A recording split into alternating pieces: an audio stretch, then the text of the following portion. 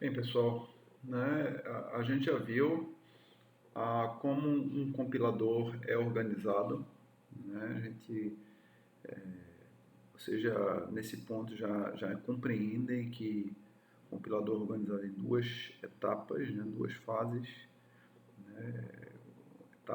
na fase de análise e a fase de síntese.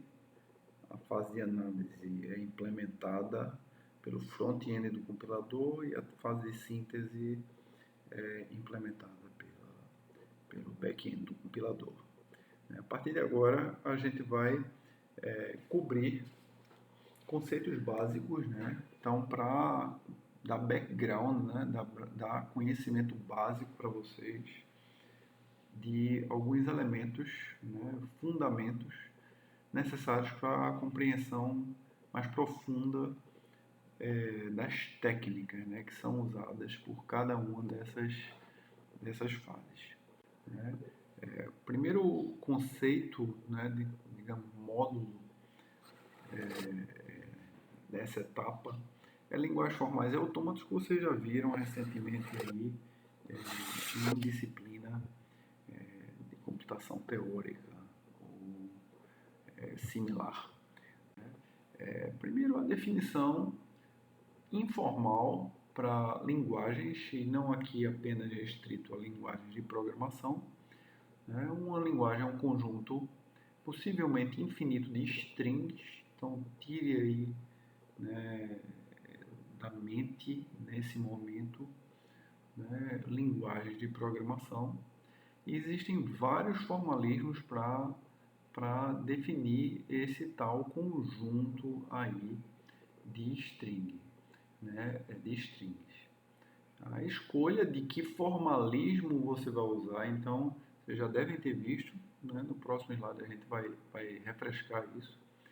Né? Depende muito do que você quer fazer, certo? Então, dependendo do teu objetivo, da tua necessidade, você vai precisar de uma linguagem para definir esses conjuntos mais expressiva, capaz de representar, né, mais conjuntos, certos tipos de strings, certas construções. Né? Por outro lado, né, não se ganha nada de graça. Né? Então, quando você coloca mais expressividade nessa linguagem, você vai precisar também de uma linguagem mais complexa, né? Então, menos simples. Né? E, por consequência, vai ter mais dificuldade de caracterizar, né? De definir, de expressar as suas construções. Enfim, então, nesse ponto é importante definir a diferença entre gramáticas e autômatos. Né? Então, de certa maneira, gramática é como você expressa e autômato é como você reconhece. Então, autômato é, digamos, a implementação, né, de uma determinada gramática que você usa para expressar uma linguagem, certo? Pode ser uma linguagem de programação, certo? Então, essa gramática ela dita as regras com que você vai formar aquelas strings que faz parte do conjunto, lembrando, né, a definição da gente. Uma linguagem é um conjunto, possivelmente infinito, de strings. A gramática descreve as regras para construir essas strings. E um autômato é a implementação, é uma máquina, né, capaz de reconhecer se essa string faz ou não parte dessa tua linguagem. Tá certo? Enfim, a gente diz, né, que uma string pertence ou não, né, um autômato é capaz de dizer se uma string pertence ou não a determinada linguagem. A gente diz que um autômato reconhece, né, ou não uma determinada string como fazendo parte da linguagem. Né?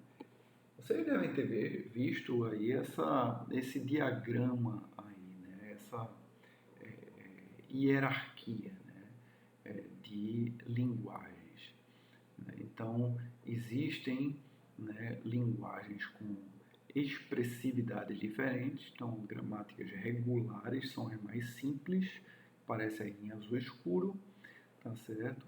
E em seguida, gramáticas livres de contexto. E tem outras gramáticas aí, como vocês podem ver, isso define uma hierarquia, né? Esses círculos maiores definem gramática com capacidade de expressão maior, capacidade de definir restrições mais fortes, em outras palavras, nos conjuntos de strings que se vão construir, certo? Então, e por outro lado, esses círculos, né, menores representam gramáticas, né, que são mais simples. Para todos os efeitos, a gente só vai precisar entender, né, desses dois primeiros círculos aí, né, os dois menores, círculos menores, né? Então, o círculo correspondente às gramáticas regulares, né, cujos autômatos são chamados, reconhecedores são chamados de NFIs, ou Non-Deterministic Finite Automata, tá certo?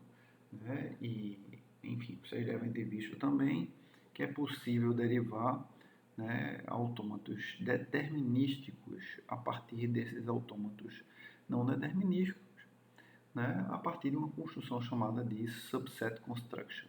Então eu não vou entrar em detalhes sobre isso, vocês já devem ter visto isso na disciplina de teórica, certo? Acima disso aí, né, tem o autômato pushdown, né, são autômatos reconhecedores de linguagens livres de contexto, né? Enfim, pessoal, então o que a gente vai cobrir nessa disciplina são esses dois tipos de gramática, esses dois tipos de autômatos, tá certo? Então, a gramática regular, né, ela serve para reconhecer as linguagens dos tokens, né, de uma determinada linguagem de programação. Enquanto os autômatos push-down servem para reconhecer, né, as sentenças formadas por esses tokens, tá certo? Enfim, aqui está um exemplo de uma expressão regular, né? Então, essa expressão, né, caracteriza identificadores de Pascal, né? Então, ela diz que um identificador é formado por uma letra seguida de uma sequência alfanumérica, né? Uma sequência de letras e dígitos. E nesse exemplo, apesar de ser um pouco diferente, né, para a linguagem de programação, não há nenhuma limite no número de dígitos, né, de tokens, né, de caracteres, aí, de símbolos. Né? Você pode ter identificadores aí com, né, sei lá, milhares ou milhões, quanto você queira, né, de símbolos. Né? Nesse exemplo aí, você tem uma atribuição, né,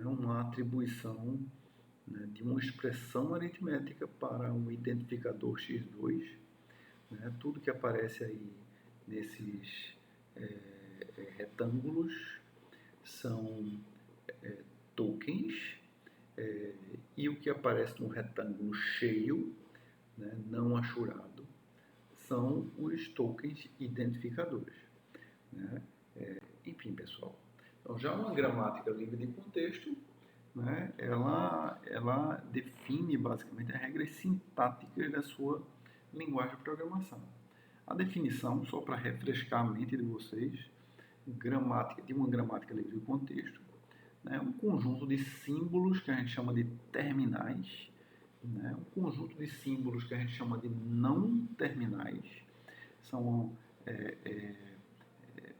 enfim, então um não terminal chamado inicial e um conjunto de produções.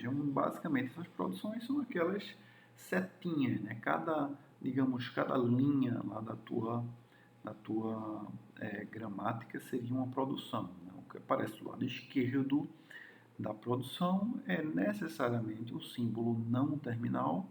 O que aparece do lado direito de uma produção é uma sequência de não terminais e terminais. Tá? Aqui está um exemplo, né, um exemplo de expressões aritméticas. Então, você vê aí que é uma sequência de produções, né, o que está nesse retângulo superior. Um retângulo inferior é apenas uma outra maneira de representar a mesma gramática. Então, dentro de cada caixinha dessa aí, você vai ver uma sequência de produções. Cada produção do lado esquerdo tem um símbolo não terminal, que aparece itálico aí, e do lado direito uma sequência de não terminais e terminais. Nesse exemplo aí, os terminais são símbolos mais ou menos, o 0 até o 9, tá? Na caixinha de baixo, a gente tem uma outra maneira de representar. Basicamente, a gente pegou todas as produções que têm o mesmo símbolo não terminal do lado esquerdo, né, e juntou com essa opção, né, alternativa, essa construção de uma escolha, né, entre que produções vai ser aplicada. Mas, enfim, são equivalentes. Não existe nenhuma noção de ordem, tá? Uma preferência entre uma produção e outra. Não é porque, né, o list my digit aparece como primeiro ou como a produção mais à esquerda na caixinha abaixo, que isso vai ter uma precedência sobre as outras produções. Enfim, pessoal, então, para uma gramática livre de contexto, a gente diz que a gente deriva, né, string de uma gramática, né, daquela gramática, né, a partir de um símbolo inicial, né, aquele símbolo não terminal inicial. Normalmente a gente coloca esse símbolo inicial, né, no início, ou seja, na parte superior da definição gramatical, e a gente vai repetidamente, substituindo os símbolos não terminais por terminais, né? Desculpa, pelo lado direito da produção, tá? Então, enfim, só recapitulando, uma derivação de uma determinada string, ela é obtida a partir do símbolo inicial, né? E substituindo aquele símbolo né? Aquele símbolo não terminal que aparece nessa expressão pelo lado direito da produção. E esse processo se repete até que não haja mais símbolos não terminais. No momento que não houver mais símbolos não terminais para se substituir, a gente diz que a gente encontrou um string que necessariamente faz parte da linguagem de G. Tá? Enfim, então a linguagem de uma determinada gramática G, que a gente denota por LG, né, ela inclui todas essas possíveis strings que a gente consegue derivar. Né? Aqui está um exemplo, né, para aquela gramática que a gente tinha visto. Então, esses são as strings que a gente consegue derivar nesse processo. Então, digamos, a gente escolheu o list, que é o símbolo inicial. Então, derivou digit, né, substituiu do lado esquerdo pelo lado direito, né, da produção. Né? Então, tirou list, entra digit, e depois tirou digit, entra 0. E assim a gente deriva a string 0. Né? E esse processo se repete, né? Então a gente pode derivar outras strings. Então, se a gente continuar fazendo isso, evidentemente a gente não vai parar nunca, porque essa linguagem é infinita, né? A gente vai ter, de maneira construtiva, definido a linguagem da gramática G. Tá certo? Então, uma árvore sintática chamada de uma parse tree é uma árvore que descreve o processo de derivação de uma determinada string. Certo? A gente diz que a raiz é o símbolo inicial dessa árvore, então a gente, naquele exemplo ali, a gente tem lista como raiz, tá certo? Vai ter um nó interno da árvore, que seria digit, e na folha da árvore a gente teria o 0, para aquele exemplo ali, certo? Então a raiz é o símbolo inicial, cada folha é um terminal, um epsilon, string vazia, e cada nó interior é um não terminal. E a gente obtém esses nós interiores com essa regra aí embaixo, tá certo? Então, se há um não terminal, x1, x2, né, xn, são labels de filhos deste nó, deve haver uma produção A, né, levando para x1, x2, xn. Certo? Isso é meio óbvio, só olhando naquele caso ali, que a gente está querendo dizer, né, fazendo referência para essa situação, é que vai existir, se a gente tem uma árvore lista, né, levando em digit, levando em 0, deve existir produções lista, setinha, digit, e deve existir uma produção, né, digit levando em 0 na gramática, tá? Então, enfim, pessoal, então a árvore sintática para 9 menos 5 mais 2, para essa expressão aritmética aí, né, envolvendo soma e subtração, que faz parte, a gente dá para ver aí com essa árvore da gramática abaixo. Não, a árvore aparece do lado direito, certo? Então você tem lista lá na frente, lá em cima, né, como raiz. Então tem a produção que você aplicou, você substituiu na derivação, né, lista por lista mais digit, né? Você também substituiu lista novamente por lista menos digit, que aparece do lado esquerdo, a subárvore do lado esquerdo. E em seguida você fez as substituições por digit e pelos símbolos, né, terminais, né, que acabaram se tornando folhas dessa árvore. Tá? Enfim, pessoal, eu espero que tenha ficado claro. Tá certo? Então, o primeiro exercício, né, eu peço para que vocês pausem aí a apresentação e tentem fazer, né, que é propor uma definição alternativa para essa gramática aí, evitando assim o uso desse símbolo epsilon, né, da string vazia que aparece na segunda produção, certo? Então, intuitivamente, pessoal, é como se vocês fossem, só falando de uma maneira bem formal, né? É como se vocês fossem substituir, né, ou explodir, expandir, né, essa ocorrência de optparams na primeira produção. Evidentemente que vocês não podem apenas fazer isso, porque vai aparecer esse OR no meio da produção, né? É como se fosse introduzir duas produções e quebrar aí, né, essa produção que já existe, certo? Então tentem fazer isso de uma maneira coerente, né, que produza o resultado esperado, tá? Bem, aqui está a resposta, certo? Né? Então, evidentemente que o que a gente queria é que houvesse possibilidade de ter funções, né? Então, não falei, mas essa gramática representa a chamada de funções. Então, o objetivo é que a gente tivesse chamadas de funções sem parâmetros, né? E também chamadas de funções que tivessem pelo menos um parâmetro. Então, o resultado é esse, uma gramática sem, né, símbolos epsilon, certo? Então, aqui tem outra gramática para vocês treinarem, né, confirmarem que vocês lembram dessas e como construir essas gramáticas livres de contexto. Então, essa é uma gramática bastante clássica, né, chamada gramática de parênteses, ou linguagem de parênteses, né, onde ela inclui todas as possibilidades de parentetização bem formadas, né? Enfim, então nesse segundo exercício eu peço para que vocês definam essa gramática livre de contexto, tá?